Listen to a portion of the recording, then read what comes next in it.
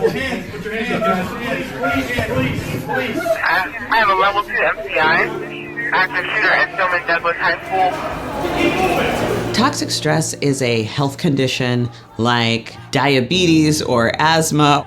It's the overactivity of the stress response in response to adversity without adequate buffering. And that leads to these long-term changes. A wealthy money manager whose friends have included presidents and a prince is behind bars in Manhattan tonight. Jeffrey Epstein is accused of sex trafficking and molesting underage girls. What we're talking about is a fundamental biological process.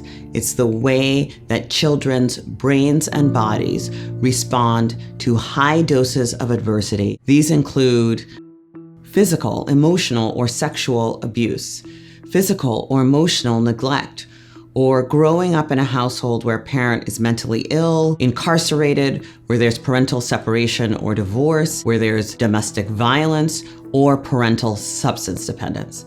And these things have the effect of both being extremely stressful and traumatic for the child, limiting the ability of the caregiver to be a buffer to that stress. And that's why these are the strongest predictors of risk of lifelong health problems.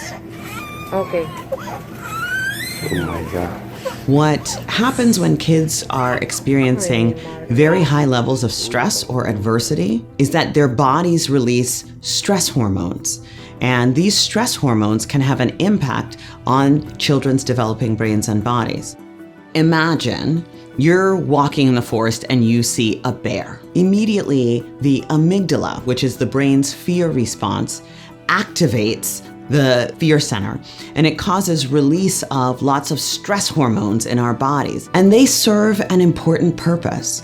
They increase our heart rate and how strong our heart beats. It opens our airways and dilates our pupils. It raises our blood pressure and our blood sugar so that we are ready to either fight that bear or run from the bear. But if this process is repeated over and over and over again without that nurturing, buffering caregiver, then it becomes overactive and can damage children's developing brains, their immune system, their hormonal systems, and even the way their DNA is read and transcribed.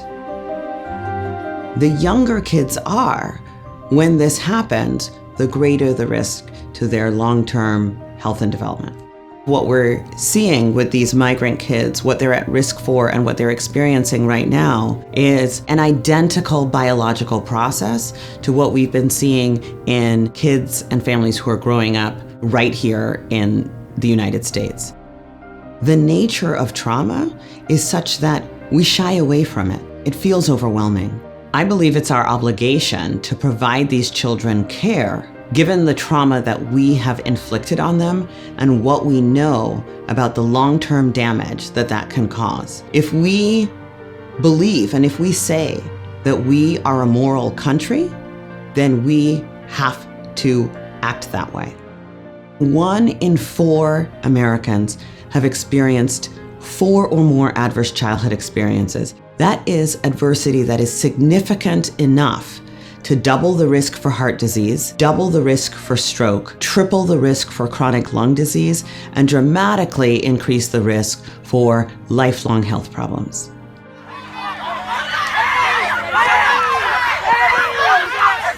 So this biological response, it's about being human.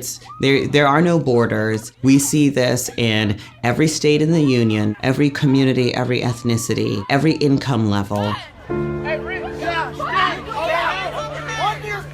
One of the most important aspects of responding to this issue, it starts on a very personal level. It starts with each person looking at their own adverse childhood experiences and beginning to practice basic self-care. It starts with opening up these conversations in our families, in our communities, in our schools, in our society about how do we respond in a way that is healing and not harmful. The science of toxic stress, I believe, represents incredible hope for us to be able to interrupt these biological processes and to be able to help to heal the brains and bodies of children who have been exposed to high doses of adversity. But it requires for us to look at this problem and say, this is real, and this is all of us.